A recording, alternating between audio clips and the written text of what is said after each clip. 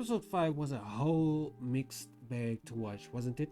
Continue to watch the video, as in this video I'll be breaking down the whole episode scene by scene, as well as point out what the novel readers have found underdeveloped, misleading, or good. So, adaptation. In the context of turning a novel into an anime series, how much do you want a one-to-one copy? Well, I can tell you that there will never be a one-to-one copy of the novel. There is no direct copy of it. It is a reinterpretation, a reimagining of the source material for a new medium. And in the case of the Lord of the Mysteries, anime. And we have key elements of adapting a novel into an anime series, namely, number one, script writing, storyboard, and in that branch, the novel's narrative is condensed and rewritten in script format. Key scenes are selected to fit a limited episode count, and dialogue may be altered for better pacing and clarity in audio-visual storytelling. Secondly, we have visual design. And in that branch, characters, settings, and items described in the novel are visually designed, often from scratch by artists and animators. This includes creating a consistent art style, color palette, animation models. And lastly, the next branch is direction and pacing. Novels can spend pages on inner thought or descriptions. Anime cannot follow this style. They must show rather than tell. So directors choose how to convey emotions, tensions, atmosphere using visuals, sound, and timing. So why am I mentioning all of this to you?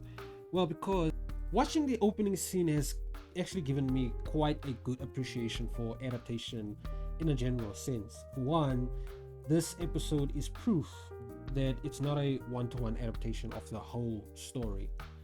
The opera scene, for instance, was not something you would find in the novel, as I have watched the episode. The episode is interesting because it creates its own version of the scenes to introduce the lore regarding the Demoness Sect. Triss is celebrated as a hero, a savior, having returned from a voyage from the southern continent back to the northern continent. He is celebrated as a man who has saved the survivors on the Alfalfa. Excuse me if I butchered that name, but anyway, it's the vessel's name. Mostly men that have returned home, but what is it that has generated so much hype for this incident? Why did they need to create a whole play around this incident, right? The theater scene is what I'm talking about. Well, it's because that incident is a freaking display of ghastly, gruesome greed and depravity displayed in humans on that vessel. It took the world by surprise. Like, how could people ever be so cruel? The theater tries its best to capture and convey the experiences and emotional roller coaster every survivor had on that ship. What they went through, the lady singing in the opera tells us, is lost in a raging sea, betrayal, slaughtering, no justice, only greed and depravity. Wretched souls you'll find in everybody. And out of heaven, he descended from the skies like the savior, they say. Triss has arrived. He formed and led a rebellion. He, Triss, makes an appearance on stage. He instantly captures the hearts of everybody in the audience. Now, due to the popularity of the play, we even have the goats watching. The Nighthawks, Klein and Dern, watch from the audience section.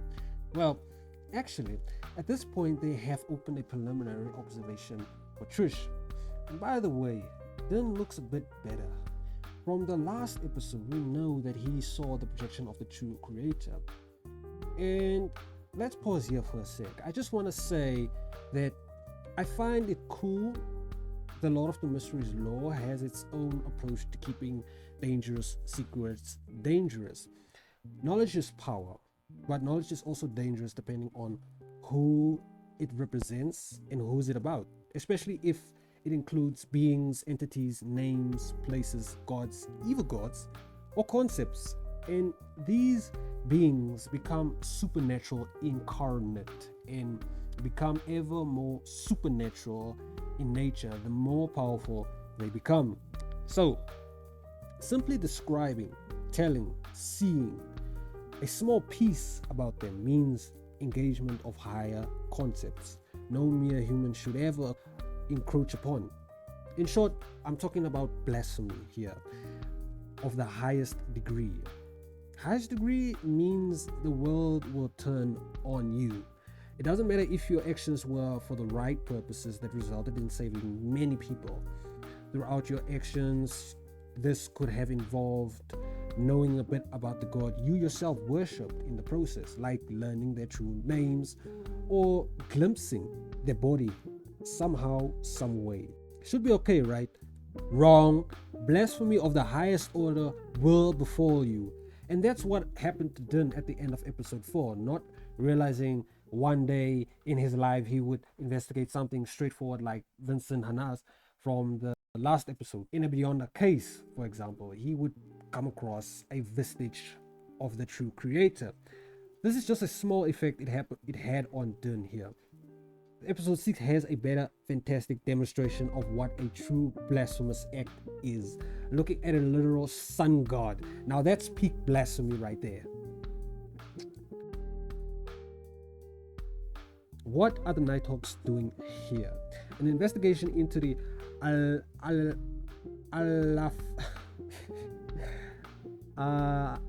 Alfalfa, right? Alfalfa survivors incident has been given to the Nighthawks. So the incident has been turned over to the Nighthawks for investigation. And how this came to be, in my last video covering episode 4, I said Klein has joined the Divination Club to focus on his acting as a true seer. And there are plenty of clients that come to see Klein, not extensively shown in the anime, but in a novel. So, for example, Miss Anna, a new client of Klein, came to see him days prior to divine for her the safety and whereabouts of her husband gone on the voyage to the southern continent. And as you might have guessed already, he is one of the survivors of the Alfalfa survivors. Mr. Myers is her husband's name. From the dream divination results, Klein saw in it Mr. Myers would be returning home this afternoon. And with that information, he returned to Mrs. Anna, waiting outside the divination room to tell her her husband would be returning this afternoon, so she can return home to meet him.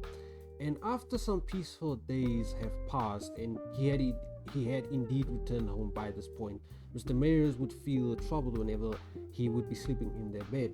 Miss Anna gave him some helpful advice to see a dream expert to interpret what these dreams meant. Her choice for him was Mr. Moriarty, Klein Moriarty. So how it would actually go down in the novel is that Mrs. Anna and Mr. Myers would actually go visit Klein in the Divination Club and ask him to do a dream interpretation there. But you see, in the anime, with some nice adaptation, the anime changed some minor details about how the exact events play out. So the meetup, for example. After the theater play, it looks like the wives of the men who survived the incident are there to personally thank Triss. This includes Mrs. Anna and Mr. Myers. And by chance, they also meet the divination expert Klein there as well. Mrs. Anna, wanting to eagerly introduce her husband to him, does exactly that. And Klein, seeing this opportunity, takes advantage, right, of this short introduction to probe more about that incident from the bony, skinny looking, exhausted Mr. Myers. Like, he asks the question if he ever felt something was off. And to Mr. Myers' surprise, he does feel indeed that something was off about that incident because of the strange dreams he's been having as of late. So Klein offers to do a dream interpretation to gather more leads, new clues for this investigation. So let's pause and talk right here, because here's our first criticisms, right? there's a couple of criticisms on the scene I've just covered. For example, the dream interpretation scene right here. So after scrutinizing it, novel readers say that this scene is misleading, and I believe them because it looks like Klein is dreamwalking here. He's dreamwalking, and that's not the power of the seer. That's the power belonging to the darkness pathway.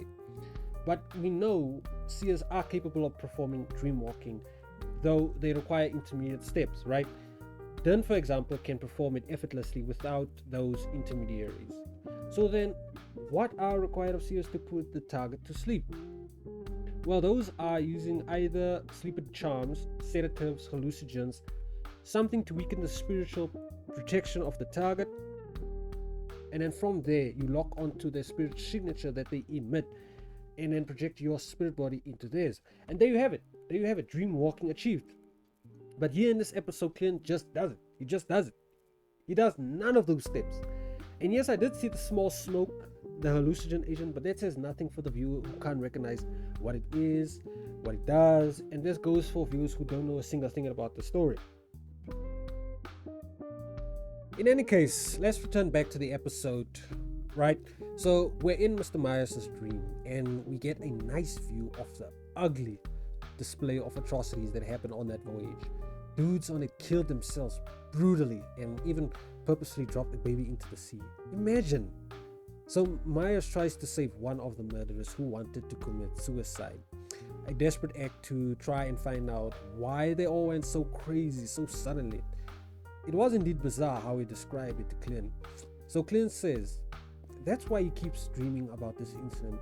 It's because the dreams are trying to tell him something. So Mr. Myers saw who the mastermind was, but couldn't actually focus on it, right? It was Triss. So Klein brings this to the captain's attention. They both agree that in order to arrest a recognized hero, they need concrete evidence. So Dun invokes the help from the mandated Punishers and Machinery Hive Mind in a joint operation. For your information, the mandated Punishers is a division of Beyonders under the Church of the Lord of Storms. They address supernatural issues related to believers under the Lord of Storms. They received orders from the Council of Cardinals of their church. And then the Machinery Hive Mind, same thing as well, is a division of Beyonders under the Church of the God of Steam and Machinery. They address supernatural issues related to the believers of the God of Steam and Machinery. Now, Dun wants to invoke the help of these two belief systems.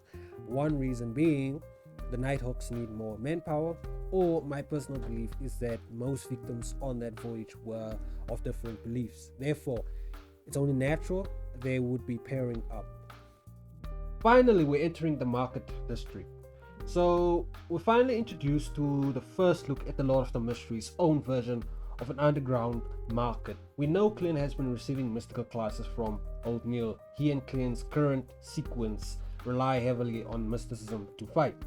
So as he is a senior in mysticism, it's only natural for Old Neil to show him where the best places are to restock on certain mystical materials, right? You like your items for charms, or create the charms themselves, herbs, essential oils, mediums, powders. You get the point. But anyway, what is there to learn here? Like, who is this person here? He's called Monster. Literally, by those around him, he hangs around the underground market every day. Now, Monster is an intriguing piece, as his life highlights certain grey areas of the Lord of the Mysteries lore. His name, Monster, for one, has a brutal, sad, dramatic, and ironic twist towards it. He's called Monster by the people because of his schizophrenic behavior in the public, and most of the things he says are on the topic of some scary shit like death, plagues, monsters, ghosts, invisible beings, and with an added bit of fortune telling mixed in it. So Monster seems like a fitting name for him. But here's the kicker. He was born this way, but his birth was not a normal one. He was born supernatural, right? A hidden law about birth in the story is that children can be born special if one of their parents was a Beyonder. Now, there are definitely some discussions we can have around this topic in itself, like if both parents were of different pathways, like if one was from the seer and the other one from the death pathway, which pathway does the child inherit from? And note that that child will inherit a portion of that pathway. And from there, the pathway in life is basically set for life. So the answer would be the father, and the other side of the answer would be the mother if the father was a non-beyonder. Therefore, a benefit that beyonders have when considering to have a child is that the child will be superhuman. It also reduces the parent's risk of losing control. And if this topic sounds interesting to you and you want the nitty-gritty on it, tell me in the comment section. Trust me, there's much to learn from this topic. So back to Monster. He's a special individual in this regard, since one of his parents were from the Monster pathway. You see, one unfortunate thing for Monster is that he only got partial abilities from the Monster Sequence 9, not the full Sequence 9. The second unfortunate thing is that he had to be the Monster pathway. This pathway is especially sensitive to mystical forces and is the true representation of fate. To show you how broken this pathway is, his specialness, right, from this pathway has allowed him to see Klein has died once. And at the level that he is, he's not even a full Sequence 9. See what I'm saying? He's spiritually sensitive, but this is a double-edged sword, as being too sensitive has left him schizophrenic. Children from this pathway children from other pathways don't share the same fate. Monster's life sheds some light on how the true world of Beyonders looks like, and also on those who think they live in it but really don't. The underground market is somewhere close to the docks, right? An area controlled by the machinery hive mind, and we know they are like the Nighthawks, but they are divisions of Beyonder under the God of Steam and Machinery. They regulate the market, and it's better to regulate than outright ban all these mystical materials, causing more harm than good if they started getting sold illegally. My point being, these merchants know these items hold mystical applications, but they don't know to what cause and effects in the end. Another regulatory area the churches regulate is mystical knowledge. See what I'm getting at? Though these are non-beyonders that know about the beyonder world and believe they love and see the same world as true beyonders, right? They see them walking around, but they really don't in the end. They see the same thing, but they don't see the same thing. Monster, the name given to him by those around him, they don't know that his schizophrenic behavior stemmed from the literal powers and abilities from an incomplete Sequence 9, and its literal sequence name is Monster. The sad irony here. So back to old Neil and Klein. As they shop around for materials to create talismans, they spot Triss also shopping for materials for his next advancement, doesn't know he's under investigation. So the machinery hive men are telling him closely. Unfortunately, they were spotted, and at the end of it, Triss got away with a wounded arm. So let's just pause here. In my opinion, this adaptation of the underground market has left me wanting. I'm sure some of you have all come across some better versions of the underground market adaptations, right? Here, they only slap together some 3D visuals, and I personally don't believe they use the underground market concepts to its fullest. They made it too short. They made it look like its own thing. It feels separated from the episode. Well, anyway, Din pops out of nowhere onto the scene.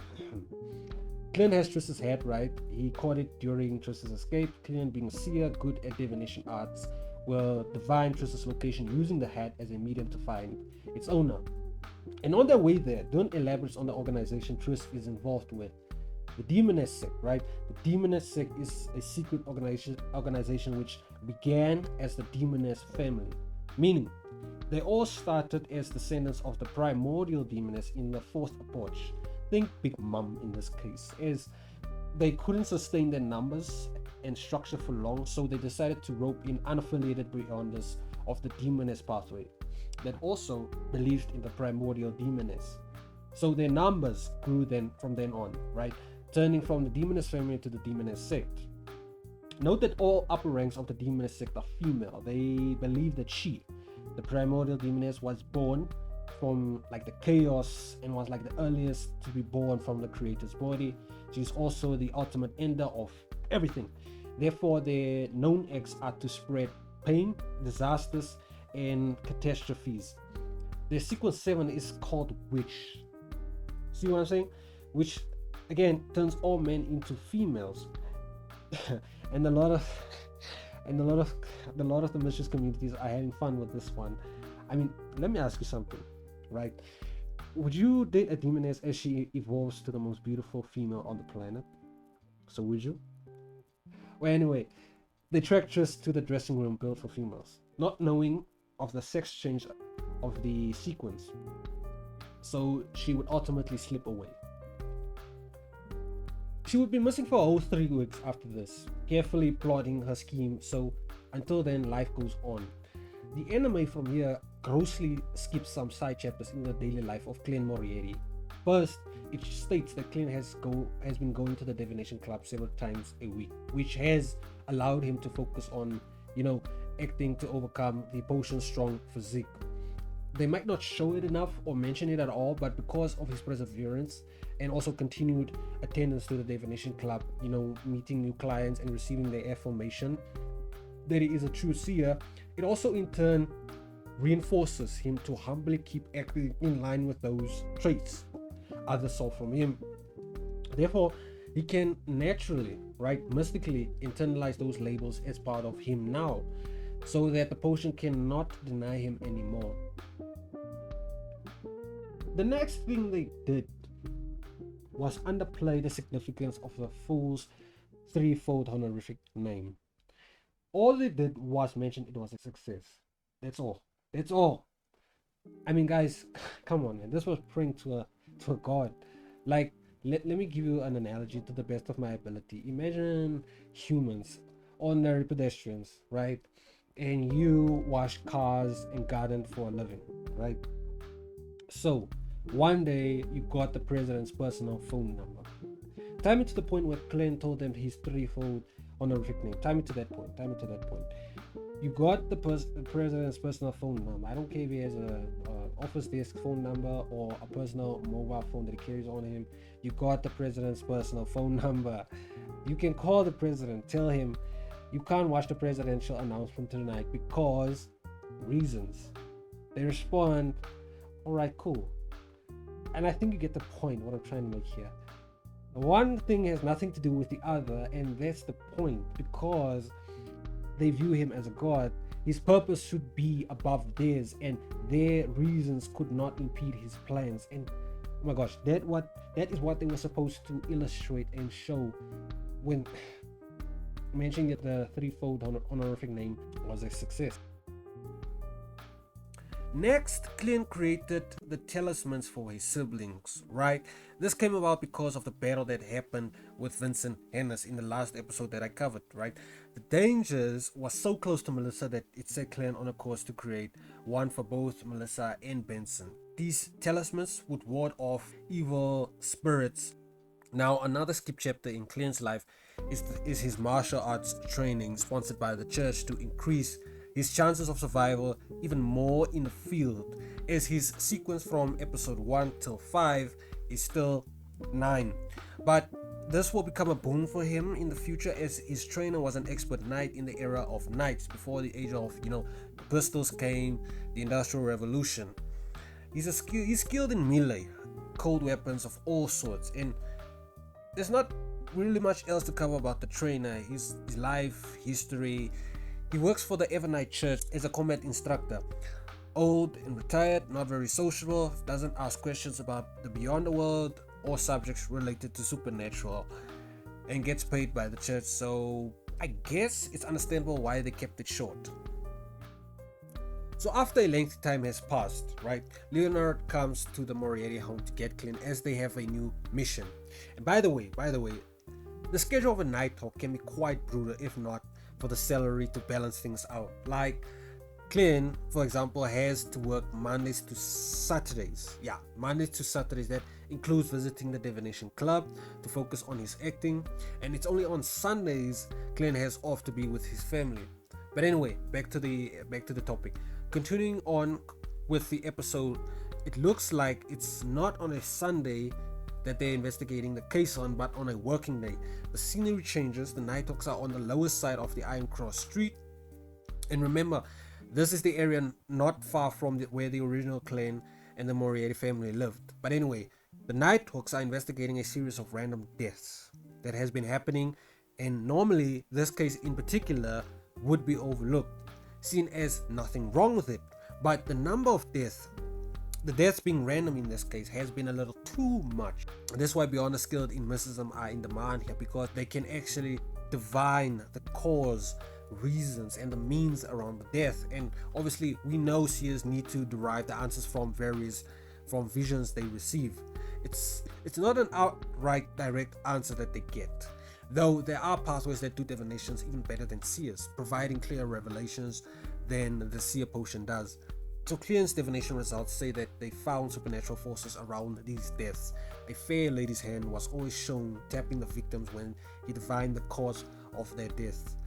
We come across, right? We will come to know it is Triss behind these scenes, but how they insinuate that this could have been him from the get-go is beyond me, because I guess it's supported by the anime mentioning no Beyond activities happened after they had lost Triss that time. But it still felt like a lack of time needed to puzzle things out. So Leonard and Klein found the pattern linking the cases together. The victims were the poorest of the poor, living and working in unsanitary conditions, living a harsh life. The victims, as it pains me to say it, could not live a very long life. And mystically, the lifespan was harvested before the actual death. That's why an investigation without mysticism could only record the deaths as natural and allowed it to continue on for as long as it could before involving the Nighthawks, the mandated punishers, and the machinery hive mind. So after figuring out what the mastermind had done, they speculated her next move. And luckily, there was a few reasons why you would need that many souls. That many souls meant you were planning on casting a huge magic. And the fact that it hasn't gone off yet after such a long period meant that the magic was ritualistic in nature, meaning it took time. And again, the fact that you harvested so many souls needed you to contain them somehow, meaning there was an altar involved in holding these souls. So Klein, using one of the items of the victims, used it to lock onto their owner's soul, I think. If not, what I said is still valid. Skipping to the scene where they will battle the Demoness. After the interference, twists and turns they went through, and this is where all of you are fuming out of your ears about the abilities displayed here that the characters don't even have in the novel. So first, you got Dun, whose power and abilities center around dreams, right? The dude is a literal dream smith, but he then goes and does this full power outburst, right? It's super difficult for me to link dream abilities to energy outbursts unless it was his spirituality. The story is equivalent to body energy, chakra, haki, right? That was an energy outburst. He did it and he sustained some damage after using it, and I think that's fair, which means it's not a standard ability that comes with drinking potions. And you know, I can see the showrunners and animators telling the author like, hey, if your characters have some form of energy they use to power techniques, don't forget to include energy manipulation. All anime have this trope, like energy manipulation. So I guess this makes it semi-valid, but I don't like it. He didn't introduce it to me very well. Next is Triss's mirror daggers he used. Oh, and by the way, Triss is a female now. Yeah, sequence 7 of the Demoness potion changes your sex to female. They also get a free name change, so she's called Trissy now. Anyway, Trissy does a mirror dagger thing, right? After her mirror substitute got destroyed, the mirror shards she used to send projectiles to the Nighthawks, that was not in the novel. And even if it was, it shouldn't be given to a sequence 7. It's not fitting for me. Maybe like sequence 6 or 5, but I still don't like it. You didn't introduce it to me well, and that's the part that's upsetting to us all. Advancing through sequence has always made the powers and ability rigid, unable to bend or be forced out of shape, inflexible, not flexible, those type of aspects. And that's good. It gives structure and a bit of balance to the power systems, but she seemed a bit too powerful for me as a sequence 7, and one thing that could have explained it away was her prayer to the Demoness statue. Maybe she was blessed by it, by a higher power.